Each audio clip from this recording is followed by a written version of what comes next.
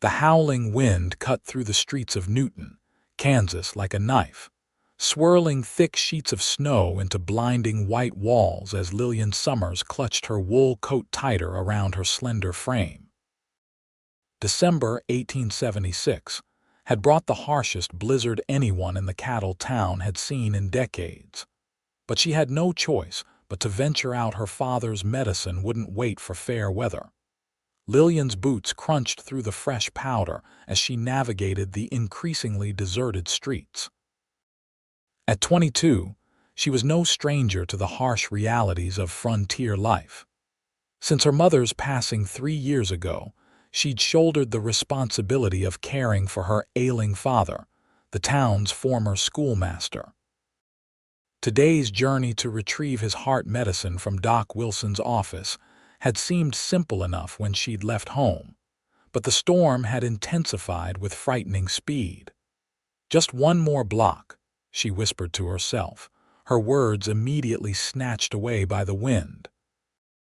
The silhouettes emerged from the swirling snow like specters, 4 men on horseback, their faces obscured by bandanas pulled high above their noses. Lillian froze, heart hammering against her ribs as they formed a half-circle around her, blocking her path forward. "Well, look what we got here, boys," drawled the tallest of the 4, his voice carrying a dangerous edge that made Lillian's blood run cold. "Miss Lillian Summers, if I ain't mistaken."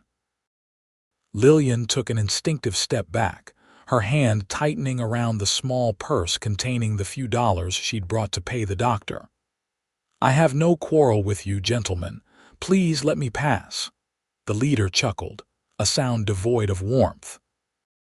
"You might not have a quarrel with us, but your father sure does. Ain't that right, Tom?" He nodded toward another rider who spat into the snow. "Jacob Summers testified against my brother. Got him hanged in Wichita last spring," Tom said, eyes narrowing. "Seems only fair we return the favor." Recognition dawned on Lillian with a sickening lurch. These were members of the Jenkins Gang, outlaws who terrorized settlements across Kansas for the past 2 years. Her father had indeed been the key witness in the trial that sent Hank Jenkins to the gallows for murder. "My father did his civic duty," Lillian said, fighting to keep her voice steady, "as any honest man would." The leader, Billy Jenkins, she now realized dismounted, boots sinking into the deepening snow. "Civic duty," he sneered, approaching with measured steps. "That civic duty cost me my little brother." Lillian glanced desperately around, but the street had emptied as the storm intensified. The businesses were shuttered against the blizzard, their windows dark. No help would come from there. "What do you want from me?" she asked, though she feared she already knew the answer. "We're going to take you somewhere quiet," Billy said, reaching for her arm. "Send your daddy a message he won't soon forget." Lillian jerked away, nearly losing her balance on the slick ground. "I will not go with you." Billy's eyes hardened. "You don't have a choice, Miss Summers." As the men dismounted and closed in around her, Lillian knew her options were dwindling. The snow fell heavier now, reducing visibility to mere feet. She considered screaming, but doubted anyone would hear her over the howling wind. Just as Billy's gloved hand clamped around her wrist, a new sound cut through the storm, the rhythmic pounding of hoofbeats, growing louder by the second. The outlaws turned toward the noise, hands instinctively moving to their holstered pistols. Through the curtain of white emerged a massive black stallion, steam billowing from its flaring nostrils as it charged toward them. Atop the magnificent beast sat a broad-shouldered figure, his long coat flapping behind him like wings as he bore down on the group. "What the hell?" Tom growled, drawing his revolver. Before any of them could react further, the rider was upon them. He leapt from his horse with surprising agility for a man his size, tackling Billy to the ground before the outlaw could fire a shot. The 2 men rolled in the snow, trading blows as the other gang members scrambled to assist their leader. "Run!" the stranger shouted to Lillian, his deep voice carrying an unmistakable command as he blocked a punch from Billy and delivered one of his own.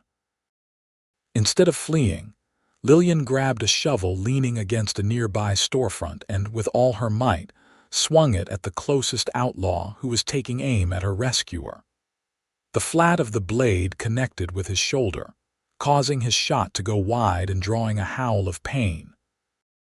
The newcomer had gained the upper hand against Billy, delivering a final devastating blow that left the outlaw leader stunned in the snow. He rose to his feet, drawing his own pistol with lightning speed as he placed himself between Lillian and the remaining gang members. "This doesn't concern you, mister," one of the outlaws said, his gun wavering slightly. "You made it my concern when you threatened the lady," the stranger replied, his voice calm despite the tension crackling in the frigid air. Lillian caught a glimpse of his face, then strong-jawed and weathered by sun and wind, with piercing blue eyes that assessed the situation with cool calculation. He couldn't have been much older than 30, with sandy brown hair peeking out from beneath a wide-brimmed hat crusted with snow. A tense standoff ensued, broken only by Billy Jenkins staggering to his feet, blood trickling from his nose into his frost-covered beard. "You'll regret this," he spat, glaring at both Lillian and her defender. "Nobody crosses the Jenkins Gang and lives to boast about it." "Seems to me you're in no position to make threats," the stranger said, gesturing with his pistol.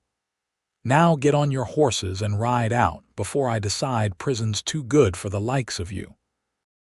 For a moment, Lillian feared the outlaws would call his bluff. It was still 4 against 1, despite Billy's bloodied state. But something in the stranger's demeanor must have convinced them this wasn't a fight worth having, at least not today. "This ain't over," Billy promised as he mounted his horse with difficulty. "We'll be seeing you both real soon." The gang retreated into the swirling snow, their dark silhouettes quickly swallowed by the blizzard. Only when they had vanished completely did the stranger holster his weapon and turn to Lillian. "Are you hurt, madam?" he asked, his gruff voice softening with concern. "No, I'm fine, thanks to you." Lillian studied him more carefully now.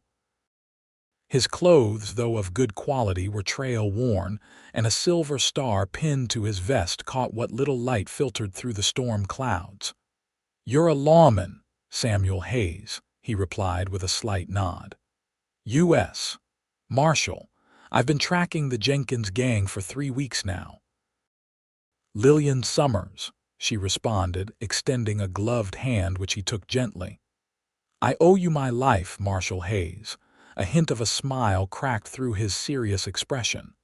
"Call me Samuel, and you handled yourself well with that shovel, Miss Summers." A violent gust of wind reminded them both of their precarious situation as the blizzard intensified around them. "We need to get you somewhere safe," Samuel said, scanning the deserted street. "This storm's getting worse by the minute, and those men might circle back once they've licked their wounds." "My father's house is just a few blocks from here," Lillian said, suddenly remembering her original mission with a pang of worry. "But I need to get to Doc Wilson's first. My father needs his medicine, that's why I came out in this weather." Samuel nodded, leading his horse closer. "We'll get your father's medicine and then get you both somewhere secure. The Jenkins Gang doesn't give up easily, especially when revenge is involved." He helped Lillian mount his stallion before climbing up behind her. The warmth of his chest against her back provided immediate relief from the biting cold as they set off toward the doctor's office, their shared journey just beginning as the snow continued to fall in silent, swirling sheets around them. Doc Wilson's small office sat at the edge of town, a lantern still glowing weakly in the window despite the storm. Samuel dismounted first, then reached up to help Lillian down, his strong hands encircling her waist. The brief contact sent an unexpected warmth through her that had nothing to do with shelter from the cold. "I'll only be a moment," Lillian said, brushing snow from her coat. Samuel tied his horse to the hitching post, checking the animal's legs for ice build-up. "I'll come with you. Better not to separate with those outlaws still out there." The doctor's office was mercifully warm, the pot-bellied stove in the corner radiating heat that immediately began thawing Lillian's frozen cheeks. Doc Wilson, a balding man in his 60s with spectacles perched on his nose, looked up in surprise from his desk. "Lillian, good heavens, child, what are you doing out in this weather?" His gaze shifted to Samuel, eyes narrowing slightly at the unfamiliar face. "I had to get Father's medicine," Lillian explained quickly. "And it's fortunate I ran into Marshal Hayes when I did. The Jenkins Gang ambushed me in town." The doctor's face paled. "The Jenkins Gang? Here in Newton?" Samuel stepped forward. "I've been pursuing them since they robbed the bank in Salina. Seems they've come to settle a personal score." While Lillian explained her father's connection to the gang's executed member, Doc Wilson prepared the heart tonic, carefully wrapping the bottle in cloth before placing it in a small wooden box. "Your father was brave to testify," the doctor said, handing the package to Lillian. "But if Billy Jenkins is after revenge, you and Jacob aren't safe at your home. That isolated property is too vulnerable, especially in this weather." "He's right," Samuel agreed, his expression grim. "We need to get your father and find more secure lodgings." Doc Wilson scratched his beard thoughtfully. "The Wilkins Hotel has good, thick walls and plenty of people around. Might be your best option until this storm passes and the marshal can deal with these outlaws proper." Lillian hesitated, thinking of her father's frail condition. "Moving him in this weather is dangerous," Samuel finished for her, "but not as dangerous as leaving him unprotected when those men come calling, and they will come calling, Miss Summers." The gravity of his words settled over her. "Then we have no choice. Thank you, Doc Wilson." As they prepared to leave, the doctor pressed a small medical kit into Samuel's hands. "Take this. Jacob might need more than just his regular tonic, especially if you're moving him in this cold." Outside, the blizzard had somehow intensified, the wind howling between buildings like a living thing. Samuel helped Lillian back onto his horse, mounting behind her with practiced ease. "Hold tight," he instructed, his breath warm against her ear as he wrapped one arm securely around her waist while holding the reins with his other hand. "Which way to your father's house?" "North end of town, then east about half a mile along the creek road," Lillian directed, leaning slightly into his solid presence as the horse navigated through the deepening snow. The journey that normally took 15 minutes stretched to nearly 40 as they battled the elements. The powerful stallion struggled through drifts that sometimes reached its chest, Samuel occasionally dismounting to lead the animal through particularly difficult passages. By the time they reached the modest 2-story farmhouse that Jacob Summers had built with his own hands 20 years earlier, Lillian was shivering uncontrollably, despite Samuel's warmth at her back. The house stood dark, except for a faint light visible through the front window. Her father would be waiting anxiously by now, worried about her prolonged absence. Samuel surveyed the property with a lawman's eye as they approached. "No outbuildings big enough to stable the horse," he noted with a frown. "And this place is too exposed. We need to get your father and leave as quickly as possible." Inside, they found Jacob Summers slumped in his armchair by the dying fire, his breathing labored and face etched with worry. At 65, the former schoolmaster still retained the sharp intelligence that had made him respected throughout Kansas, but illness had stolen his once robust physique. "Lillian, he exclaimed weakly upon seeing his daughter, then his gaze shifted to Samuel. "And who might you be, sir?" While Lillian prepared her father's medicine, Samuel introduced himself and explained the situation in direct terms, understanding instinctively that Jacob Summers was not a man who would appreciate having the truth softened. "The Jenkins Gang," Jacob said grimly after taking his tonic. "I feared this might happen someday. Hank Jenkins threatened as much at his trial, which is why we need to move you somewhere safer, Mr. Summers," Samuel insisted. "They know where you live and they won't be deterred by this storm for long." Jacob nodded, his weathered face resigned. "I've faced their kind before. Never thought they'd target my daughter, though." He reached for Lillian's hand. "I'm sorry to have brought this danger to your door, my dear." "You did what was right, father," Lillian assured him, squeezing his hand. "Now we must do what's necessary to stay safe." With efficient movements that spoke of his frontier experience, Samuel helped gather essential belongings: warm clothing, Jacob's medications, and a small box of personal documents. Lillian packed food provisions, knowing the storm might strand them for days. "We'll need your wagon," Samuel said, peering out the window into the swirling white darkness. "My horse can't carry 3 people through these drifts." Jacob gestured weakly toward the rear of the house. "The shed out back, wagons there with the mule, ornery beast but strong." As Samuel went to prepare the transport, Lillian helped her father into his warmest clothes, adding extra blankets for protection against the brutal cold. "This Marshal," Jacob said quietly as she wrapped a scarf around his neck. "Do you trust him?" Lillian paused, considering.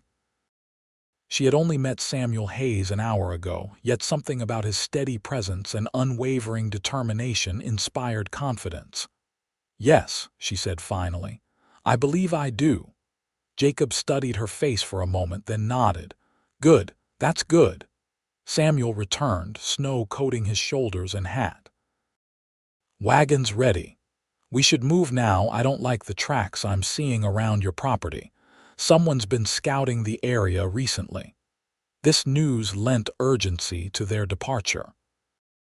With Samuel's help, they managed to get Jacob settled in the wagon bed, cushioned by blankets and sheltered from the worst of the wind by a canvas cover. Lillian sat beside her father while Samuel took the reins, his stallion tethered to the back of the wagon. As they pulled away from the only home Lillian had ever known, she couldn't shake the feeling that she might never see it again. The thought brought an unexpected pang of sadness, quickly replaced by determination. Home was where her father was safe, everything else was just wood and nails. The journey back to Newton was arduous, the mule struggling against both the deep snow and the punishing wind. Samuel guided the animal with firm commands and occasional encouragement, his eyes constantly scanning their surroundings for any sign of threat. They had covered perhaps half the distance when Samuel suddenly pulled the wagon to a halt, his body tensing. "What is it?" Lillian asked, her voice barely audible above the storm. Samuel pointed toward a ridge to their right. "Movement." Could be nothing, but his words were cut short by the crack of a rifle shot, the bullet splintering the wagon seat inches from where he sat. "Get down," he shouted, already diving toward Lillian and her father, pushing them flat against the wagon bed as more shots rang out. The Jenkins Gang had found them. Samuel pulled his rifle from its scabbard, peering cautiously over the side of the wagon. Through the blowing snow, he could make out at least 3 riders moving to encircle them. "Can you shoot?" he asked Lillian, reaching for the revolver at his hip. "My father taught me," she replied, trying to keep her voice steady as she accepted the weapon. "Keep low and watch the left side," Samuel instructed. "I'll try to hold them off from the right." Jacob Summers, despite his weakness, pulled himself up slightly. "There's a shotgun under the seat," he wheezed. "Loaded and ready." Samuel retrieved the weapon with a grateful nod and handed it to the older man. Don't exert yourself, sir. Only if they get close." Another volley of shots peppered the wagon, splintering wood and tearing through the canvas cover. The mule brayed in terror, threatening to bolt with the wagon in tow. "We're sitting ducks here," Samuel muttered. He glanced around, assessing their limited options. "There's a stand of trees about 50 yards ahead. If we can reach it, we'll have better cover." He handed Lillian the reins. "When I start firing, drive hard for those trees. Don't stop for anything." Before she could protest, Samuel rolled from the wagon and took position behind the rear wheel, rifle raised. He fired 3 quick shots toward the attackers, the sound barely carrying through the howling wind. "Now," he shouted. Lillian snapped the reins, urging the frightened mule forward. The animal lunged against its harness, pulling the wagon through a deep drift as Samuel provided covering fire. He ran alongside for several yards before swinging himself back into the moving vehicle with a grace that belied his size.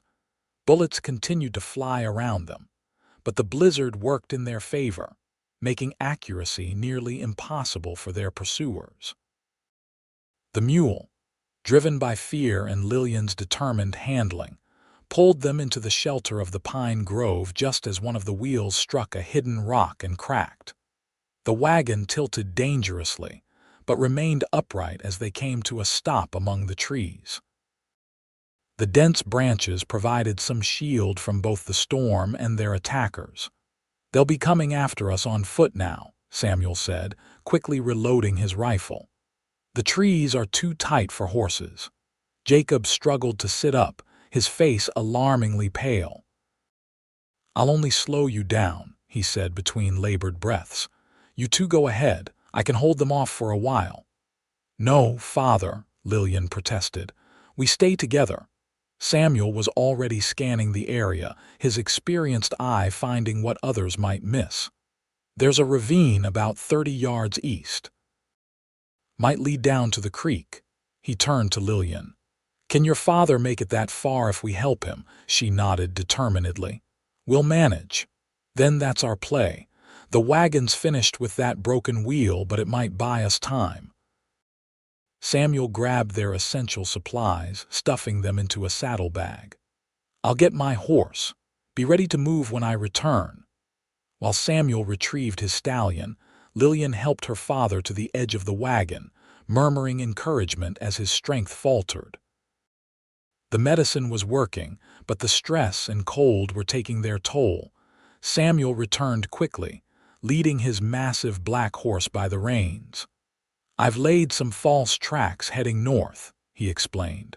"Won't fool them for long, but might give us a head start." With careful movements, they helped Jacob onto the horse, Samuel mounting behind him to keep the older man secure. Lillian would have to go on foot, but Samuel kept the stallion at a slow walk to match her pace as they headed toward the ravine. Behind them, shouts echoed through the trees. The outlaws had reached the abandoned wagon. Time was running out. The ravine, when they reached it, proved steeper than expected, its sides slick with ice and snow. Samuel dismounted, helping Jacob down with gentle hands. "We'll have to go single file," he said, surveying the narrow descent. "I'll lead the horse. Lillian, stay between us and help your father." The descent was treacherous, each step carefully placed to avoid slipping down the icy incline. Twice Jacob nearly fell, saved only by Lillian's quick reflexes and Samuel's supporting arm. The wind, at least, was less brutal in the shelter of the ravine walls, though snow continued to fall in thick, heavy flakes. They had nearly reached the bottom when a rifle shot echoed off the ravine walls, the bullet kicking up snow near Samuel's feet. He pushed Lillian and her father behind an outcropping of rock, drawing his pistol in one fluid motion. "Stay down," he ordered, peering cautiously around their shelter. Two figures stood at the top of the ravine, their forms barely visible through the blowing snow. One was taking aim for another shot while the other began picking his way down the slope. "We're trapped," Lillian whispered, cradling her father's head in her lap. Jacob's breathing had grown more labored, his face ashen despite the bitter cold. Samuel's expression remained calm, his eyes calculating. "Not yet, we're not." He pointed toward the bottom of the ravine. "That opens onto the creek. If we can reach it, we can follow it back toward town." Another shot ricocheted off the rocks above their heads, sending fragments spraying in all directions. Samuel returned fire, forcing their pursuers to take cover. "My father can't go much further," Lillian said, her voice thick with worry. "He needs warmth and rest soon." Samuel nodded grimly. "I know, which means we need to end this." He checked his ammunition, then turned to Lillian with an intensity that made her breath catch. "I'm going to draw them off. When I do, you get your father down to the creek and follow it east. There's an old trapper's cabin about a mile downstream, stone chimney, can't miss it. Get there and barricade yourselves inside." "You can't face them alone," Lillian protested. "I've faced worse odds," he replied, a hint of a smile touching his lips. "Trust me, Lillian." The use of her first name, spoken with such quiet confidence, silenced her objections. Samuel reached out, his gloved hand briefly touching her cheek in a gesture so gentle it seemed at odds with his rugged exterior. "1 hour," he promised. "If I'm not at the cabin in 1 hour, take my horse and get your father to town." Before she could respond, he was moving, scrambling up the ravine wall away from where the outlaws were descending, deliberately making enough noise to attract their attention. His strategy worked. Both men turned toward the new threat, one firing a shot that missed its mark by inches. "There he is," one shouted. "Get him." Samuel disappeared over the ridge, the outlaws in pursuit, their footsteps fading as they abandoned the ravine to chase what they believed was their primary quarry. Fighting back tears of both fear and admiration, Lillian turned to her father. "Can you stand, father? We must reach that cabin." Jacob nodded weakly, summoning reserves of strength born from a lifetime of frontier resilience. "Lead on, daughter. I'll not be the death of that brave man." The journey down the remainder of the ravine and along the creek was arduous, each step a battle against exhaustion and the relentless elements. Samuel's stallion proved a blessing, carrying Jacob when he could no longer walk and breaking a path through the deepest snow drifts. True to Samuel's word, they found the trapper's cabin nestled against a bluff that sheltered it from the worst of the storm. It was a simple structure, weathered by years of Kansas seasons, but its stone chimney and thick log walls promised the shelter they desperately needed. Inside, the cabin was dusty but intact, with a small wood stove, a rough-hewn table with 2 chairs, and a narrow cot against one wall. Lillian quickly set about making a fire, finding dry wood stacked neatly in a box beside the stove. As warmth slowly filled the single room, she helped her father onto the cot, covering him with blankets from Samuel's saddlebags. "Rest now," she told him, pressing a kiss to his forehead. "I'll keep watch." Jacob caught her hand. "That Marshal," he said, his voice barely above a whisper. "A good man." "Yes," Lillian agreed softly. "A good man." While her father drifted into an exhausted sleep, Lillian stationed herself by the cabin's single window, Samuel's revolver ready in her hand as she divided her attention between watching for threats and watching for his return. Outside, the blizzard continued unabated, turning the world into a swirling canvas of white. The minutes stretched into a full hour, then beyond, with no sign of Samuel Hayes. Lillian's concern grew with each passing moment, her imagination conjuring increasingly dire scenarios. Had the outlaws caught him? Was he lying wounded somewhere in the storm, slowly freezing to death while she waited in relative safety? Just as she was steeling herself to venture out in search of him, A shadow moved through the blizzard, a tall figure stumbling slightly as he approached the cabin. Lillian's heart leapt to her throat as she recognized Samuel's broad-shouldered silhouette. She flung open the door, rushing out to meet him. He was covered in snow, blood staining one sleeve, but alive gloriously, wonderfully alive. "You're hurt," she gasped, helping him toward the cabin. "Just a graze," he assured her, though his voice held an edge of pain that belied his words. "The Jenkins brothers.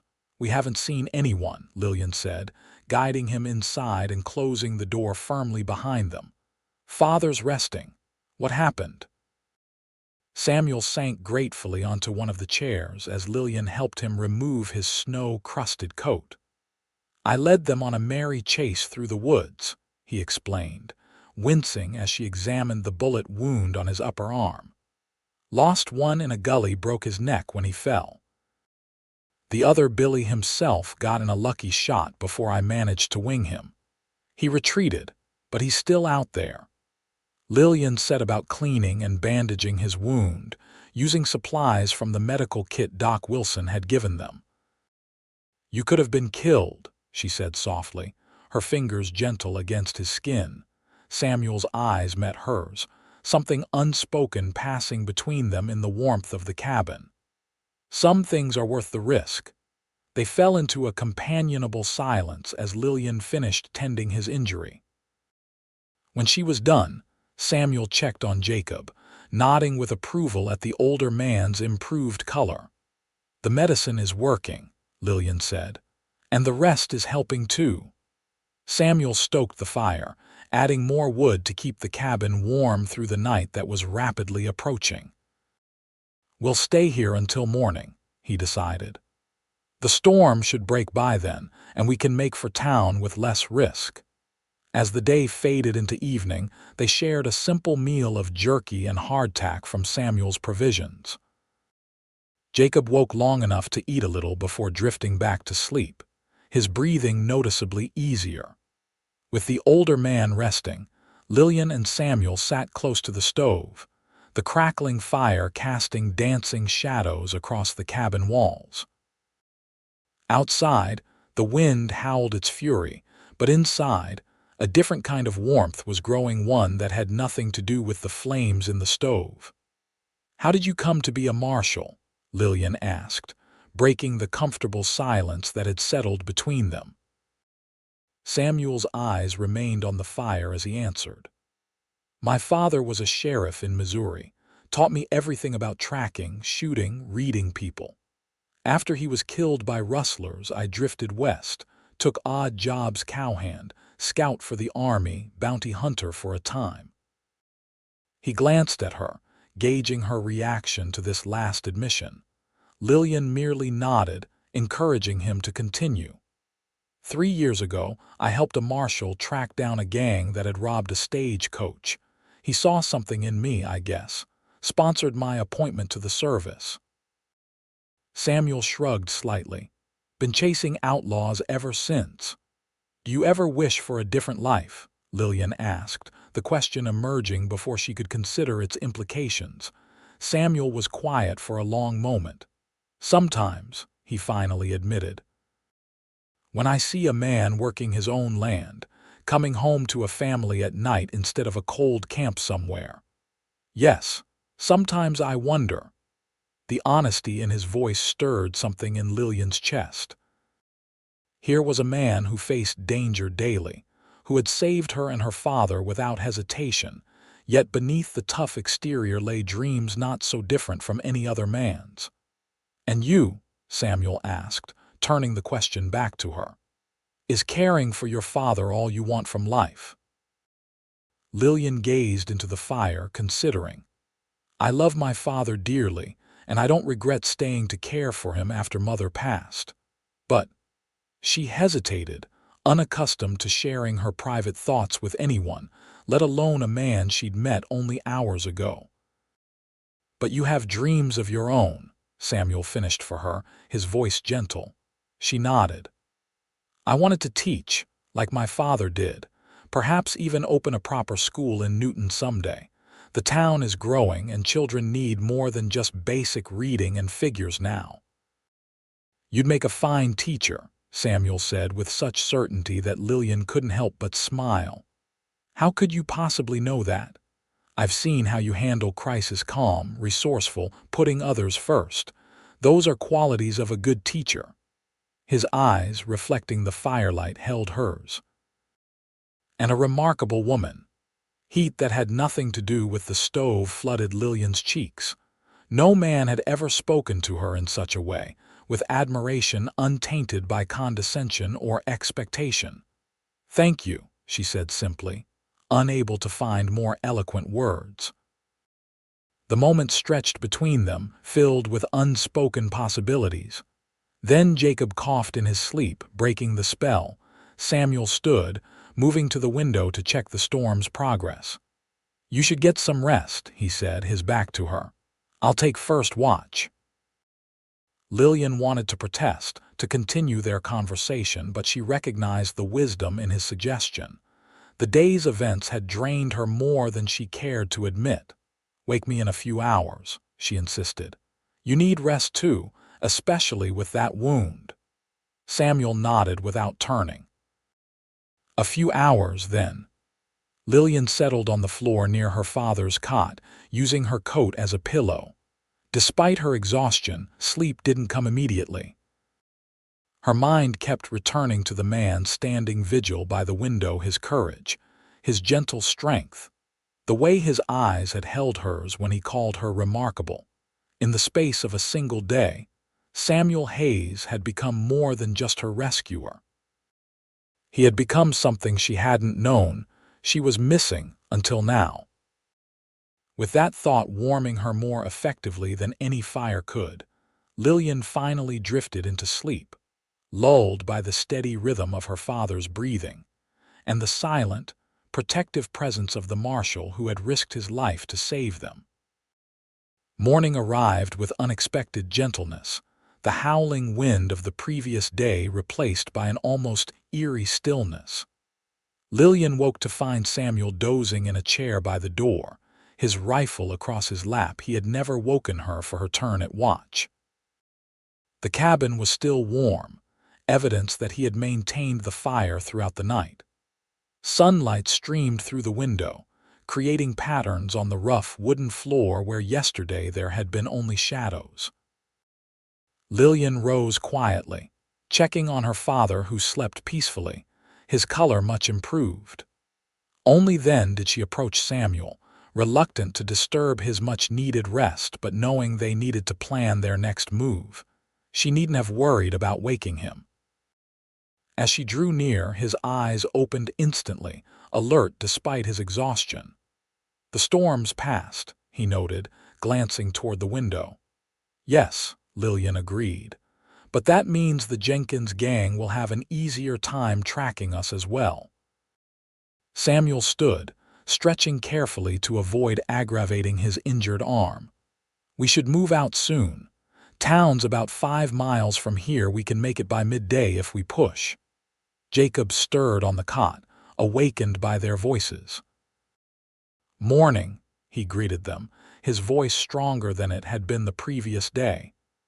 "Seems I've lived to see another sunrise, thanks to you both."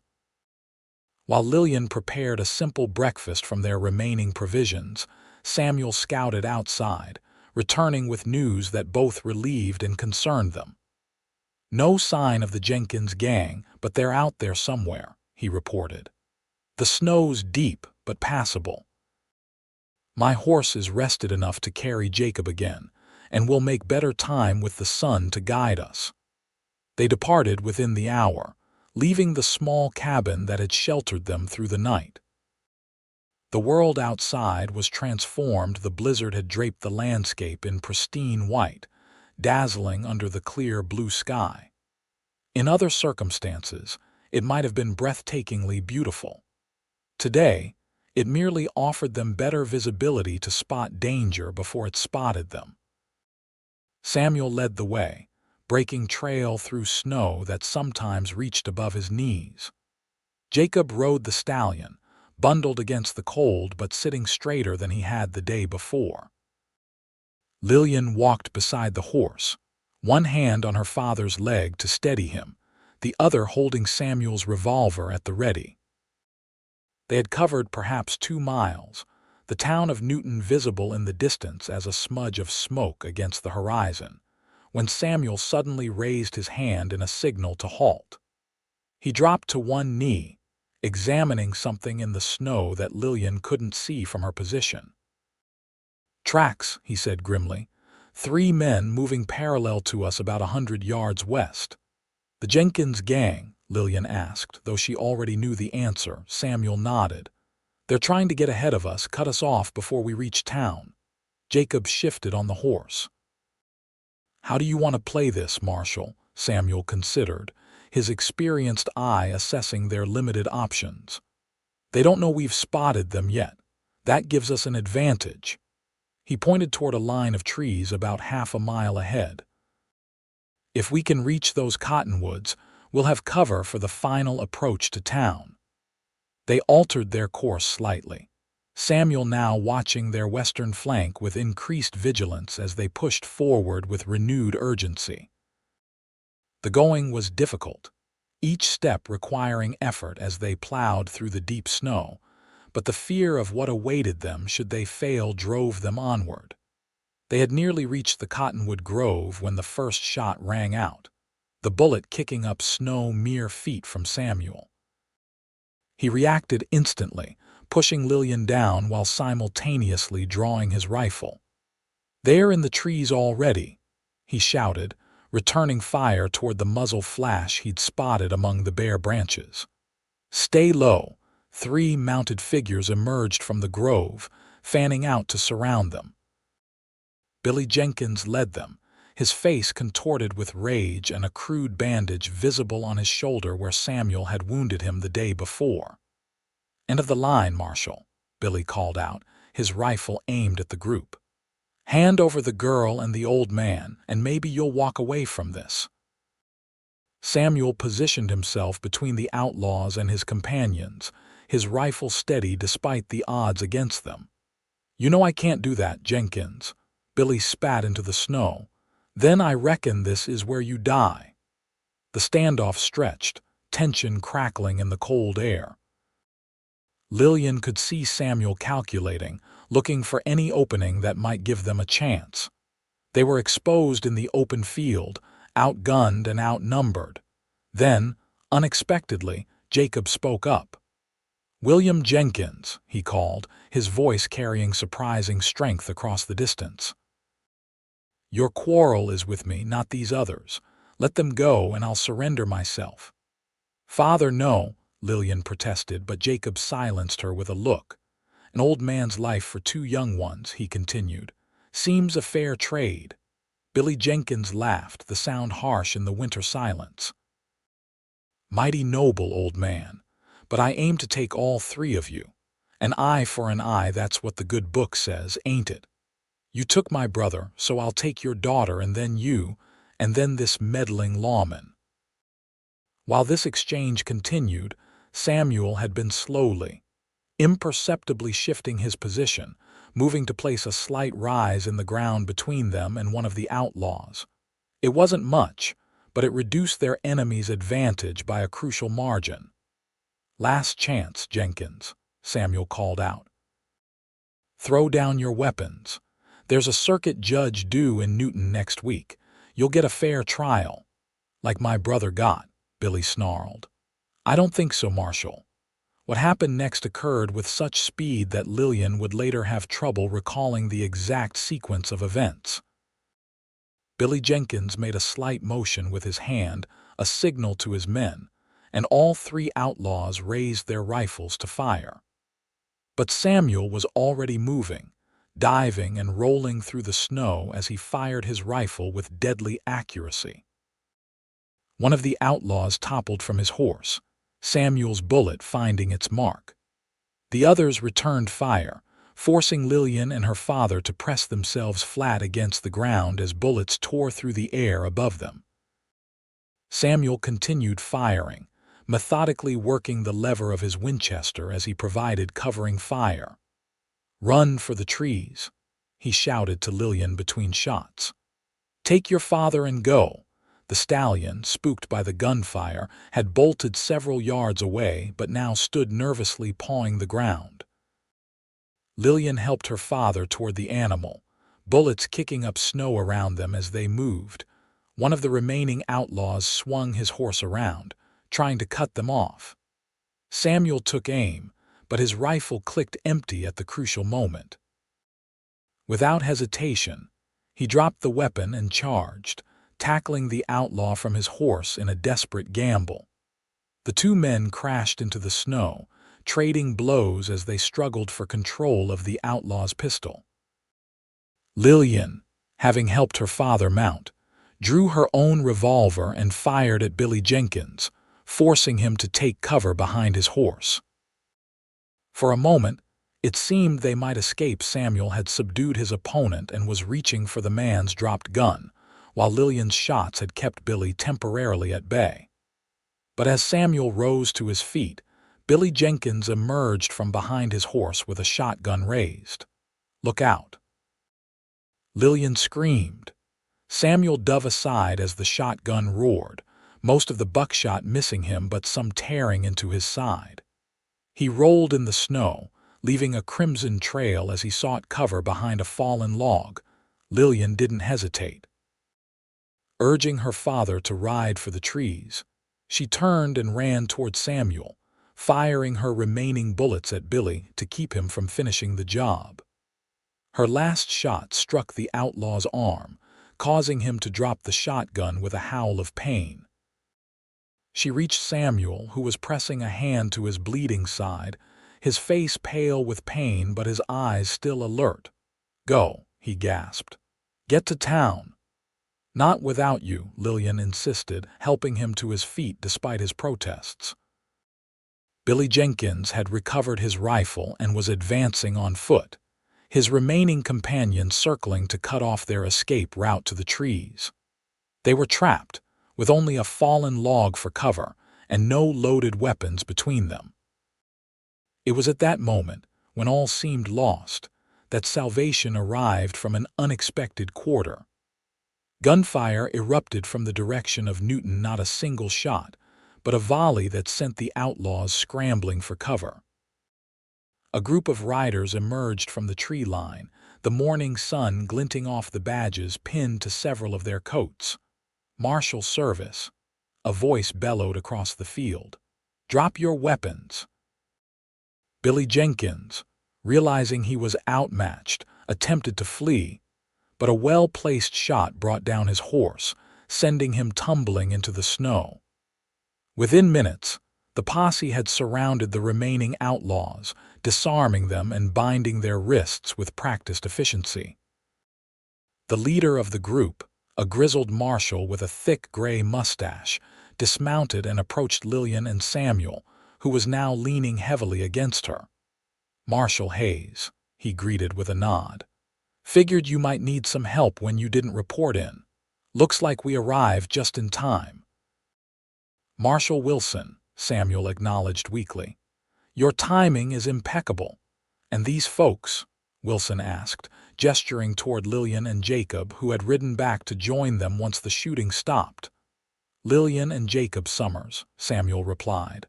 "The Jenkins Gang targeted them for revenge." Mr. Summers was witness at Hank Jenkins' trial last spring. Wilson nodded in understanding. "Let's get you all to town. Hayes, you need a doctor for that wound, and it looks like Mr. Summers could use some proper care as well." As the posse prepared to depart, Billy Jenkins was brought before them, his hands bound and face twisted with hatred. "This ain't over," he spat at Jacob. "Not by a long shot. I got friends who'll finish what I started." Marshal Wilson cuffed the outlaw roughly on the back of the head. "The only thing finishing is your sorry career, Jenkins. You're bound for Leavenworth, and with your record, you won't see daylight again in this lifetime." The return journey to Newton passed in a blur for Lillian, her focus entirely on Samuel, who grew weaker with each passing mile despite the makeshift bandage she had applied to his wound. By the time they reached town, he was barely conscious, his face alarmingly pale against the dark collar of his coat. Doc Wilson took charge immediately, directing Samuel to be carried to his surgery while settling Jacob in a recovery room to rest and warm up properly. Lillian found herself torn, wanting to stay with both men who had become so important to her in different ways. "Go with the marshal," her father urged gently. "I'm in good hands, and that young man needs someone who cares watching over him." Lillian squeezed her father's hand gratefully, before hurrying to the surgery where Doc Wilson was already cutting away Samuel's bloodied shirt to expose the buckshot wounds in his side. "Is he going to be all right?" she asked anxiously, watching as the doctor worked with swift, practiced movements. Doc Wilson glanced up, his expression softening slightly at the fear in her voice. "He's lost blood, and there's risk of infection, but the wounds aren't as deep as they could have been. The cold actually helped slow the bleeding." He nodded toward a basin of water. "Make yourself useful. Clean those instruments as I finish with them." For the next hour, Lillian assisted as the doctor removed buckshot pellets, cleaned the wounds, and stitched the deeper lacerations. Throughout the procedure, Samuel remained unconscious, his breathing shallow but steady. When the last stitch was placed and clean bandages wrapped around Samuel's torso, Doc Wilson straightened with a satisfied nod. "He'll need rest and care, but he should make a full recovery given time." "Thank you," Lillian said fervently. "Can I stay with him?"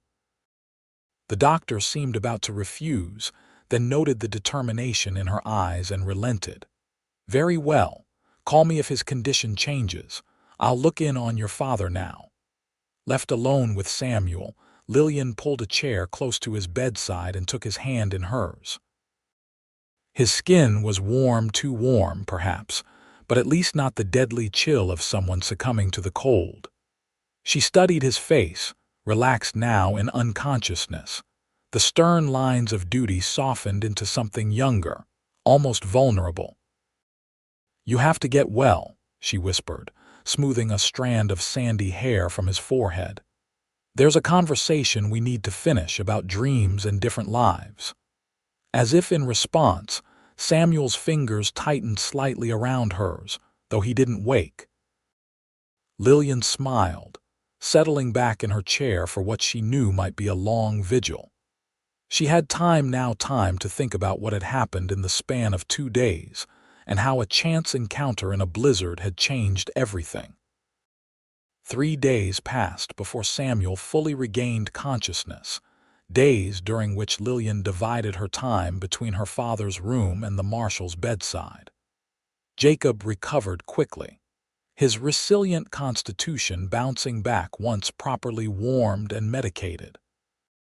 By the second day, he was sitting up in bed, listening with interest as Marshal Wilson updated him on the fate of the Jenkins Gang. "Billy and his remaining man will stand trial next week when Judge Parker arrives," Wilson explained. "Between your testimony about their threats and the Marshal Service's account of the shootout, they'll hang for certain." Jacob nodded solemnly. "Justice must be served, though I take no pleasure in more death." "What about their friends that Billy mentioned?" Lillian asked, concern evident in her voice. Marshal Wilson stroked his mustache thoughtfully. "Outlaws like to boast, especially when they're caught. Most likely it was empty threat, but we'll keep an eye out just the same." On the afternoon of the third day, Lillian was reading aloud to Samuel, a habit she had developed during her vigil, believing somehow that her voice might guide him back when his eyes finally opened, clear and alert for the first time since the shootout. "Lillian," he said, his voice rough from disuse but unmistakably his. She set aside the book, leaning forward eagerly. "Samuel, how do you feel?" He attempted to sit up, wincing as the movement pulled at his stitches. "Like I argued with the business end of a shotgun. Did we get them?" "Jenkins and his men, all captured or dead," Lillian assured him, gently pressing him back against the pillows. Marshal Wilson arrived with a posse just in time. Father is recovering well, too. Relief washed over Samuel's features. Good, that's good. His eyes held hers. And you? You're unharmed. The concern in his voice warmed her more than any fire could. I'm perfectly fine, thanks to you. Samuel shook his head slightly. No, you saved me out there. Could have run for safety, but you came back. Of course I did, Lillian said simply. How could I not? Something shifted in Samuel's expression, then a realization, perhaps, or a decision made. He reached for her hand, his grip firmer than it had been during his unconscious state. When I was tracking the Jenkins Gang, he said slowly, I never expected to find something else entirely. Lillian's heart quickened at his words, at the intentness in his gaze. And what did you find, Marshal Hayes? A reason to stop running, he answered, his voice low but certain. If you'll have me. Before Lillian could respond, the door opened as Doc Wilson entered for his regular check, followed by Jacob Summers, now well enough to walk with the aid of a cane. Ah, our patient is awake, the doctor exclaimed, moving immediately to Samuel's side to check his vitals. Excellent. Fever's broken, eyes clear. You're a fortunate man, Marshal Hayes. More fortunate than you know, Doc, Samuel replied, his eyes never leaving Lillian's face. Jacob, observing the exchange with a father's perceptiveness, cleared his throat. Lillian, perhaps we should give the doctor room to examine his patient properly. Reluctantly, Lillian released Samuel's hand and stood. I'll return later, she promised. Samuel nodded. I'll be waiting. The next week passed in a flurry of recovery and legal proceedings. Judge Parker arrived as scheduled, and the trial of Billy Jenkins and his surviving gang member was swift and conclusive. The evidence against them attempted murder, assault on a federal officer, and a string of previous crimes across Kansas left no room for leniency. They were sentenced to hang, though the execution would take place in Wichita rather than Newton. Through it all, Samuel's recovery progressed steadily. By the time the trial concluded, he was able to walk short distances, though Doc Wilson insisted he remain in Newton for at least another 2 weeks before considering any travel. Not that I'm planning to go anywhere, Samuel confided to Lillian as they sat together on the hotel's veranda, watching the sunset paint the western sky in brilliant oranges and pinks. I've been thinking about what comes next. Lillian, who had been wondering the same thing with increasing anxiety as Samuel's health improved, tried to keep her tone casual. And what does come next for a U.S. Marshal who's captured the outlaws he was chasing? Samuel turned to face her directly, his expression serious. That depends entirely on what comes next for a remarkable woman who dreams of opening a school. Lillian's breath caught in her throat. Samuel, I've spoken with Marshal Wilson, he continued. There's a position available in the Newton office, less traveling, more administrative work. Not as exciting, perhaps, but safer, Lillian finished for him, unable to hide her smile.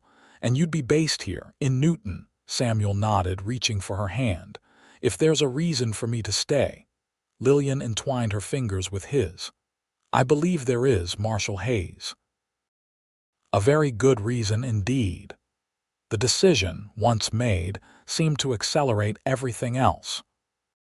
Jacob, fully recovered and rejuvenated by recent events, announced his intention to sell their isolated farmhouse and purchase a smaller home in town, where Lillian could pursue her dream of establishing a school while remaining close to him. It's time for new beginnings, he declared when Lillian protested that he needn't change his life for her. After your mother passed, I held onto that place because it contained our memories. But I see now that memories travel with us. They don't require specific walls to house them. Newton itself was changing as spring approached, the harsh winter giving way to tentative green shoots and longer days. The cattle drives would soon begin again, bringing renewed prosperity and activity to the town. It was a time of growth and possibility that matched Lillian's own sense of newfound purpose. Samuel, true to his word, accepted the position in the Newton office, trading his life on the trail for one with deeper roots. The transition wasn't always smooth. He sometimes grew restless during long days of paperwork, but he found satisfaction in helping establish law and order in a community he now considered home. And then there was Lillian. Her plan for a proper school gained momentum with unexpected speed, thanks in part to a town council eager to attract more families to Newton. By late April, a building had been secured, enrollment begun for the fall term, and Lillian found herself appointed as headmistress, responsible for both teaching and administration. Through it all, her relationship with Samuel deepened, growing from the intense connection forged in crisis to something more substantial, a partnership based on mutual respect, shared values, and a love that continued to surprise them both with its strength. It was on a mild evening in May, exactly 4 months after their fateful meeting during the blizzard, that Samuel asked Lillian to accompany him on a ride out to the creek, where they had sought shelter in the trapper's cabin. The landscape was transformed from when they had last seen it, the ravine they had descended in desperate flight, now carpeted with wildflowers. The creek, flowing clear and gentle, where before it had been a ribbon of ice. They dismounted near the cabin, which looked less forbidding in the spring sunshine. Samuel took Lillian's hand as they walked along the bank, pointing out landmarks from their escape that seemed almost from another lifetime now. "Hard to believe it was here that we nearly died," Lillian remarked, gazing at the peaceful scene. "And here that I realized I wanted to live," Samuel replied, turning to face her. "Really live, not just survive from one assignment to the next." Lillian smiled up at him. "I believe that's called having a future, Marshal Hayes." "A future," he echoed thoughtfully. "Yes, that's exactly what I want, with you, Lillian Summers." With those words, he reached into his pocket and withdrew a small velvet box. Lillian's hand flew to her mouth as he opened it to reveal a delicate gold ring set with a single perfect diamond. "I've faced down outlaws and blizzards," Samuel said, his voice steady despite the emotion visible in his eyes. "But I've never been as scared as I am right now, asking you to share your life with mine." He took a deep breath. "Lillian, will you marry me?" Tears of joy sprang to Lillian's eyes as she nodded, momentarily unable to speak. When she found her voice, it was filled with certainty. "Yes, Samuel. Yes, with all my heart." He slipped the ring onto her finger, then drew her into his arms for a kiss that held all the promise of their future together, a future neither had imagined possible when a blizzard had thrown them together just months ago. Their wedding took place in early June, a simple but joyful affair in Newton's newly built church. Jacob Summers, prouder than anyone had ever seen him, walked his daughter down the aisle to where Samuel waited, looking uncharacteristically nervous in his best suit. Marshal Wilson served as best man, while several of Lillian's former students scattered flower petals along the aisle. The entire town seemed to have turned out to witness the union of their new schoolmistress and the marshal who had helped rid the region of the infamous Jenkins Gang. As they exchanged vows, Lillian thought back to that snowy day in December, how the worst moment of terror in her life had led, through a series of unlikely events, to this moment of perfect happiness. If someone had told her then that the stern-faced marshal who rode through a blizzard to save her would become her husband, she might have thought them touched by madness. Yet here they stood, promising to face whatever storms life might bring together. The years that followed brought changes both expected and surprising. Lillian's school flourished, growing from a dozen students its first year to over 30 by the third. Samuel continued his work with the Marshal Service, eventually being promoted to Chief Marshal for the district, a position that allowed him to remain based in Newton while overseeing operations throughout the region. They built a home on a pleasant lot at the edge of town, close enough for convenience, but with enough land for the garden Lillian had always wanted, and the horses Samuel could never quite give up. It became a gathering place for friends and colleagues, known for its warmth and hospitality. Jacob Summers lived to see his 80th year, spending his final decade helping at Lillian's school, teaching history and literature to children who came to adore the dignified old gentleman with seemingly endless stories of frontier life.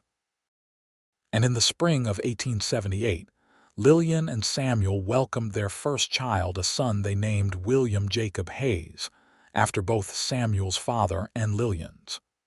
2 years later, a daughter joined the family, followed by another son in 1883.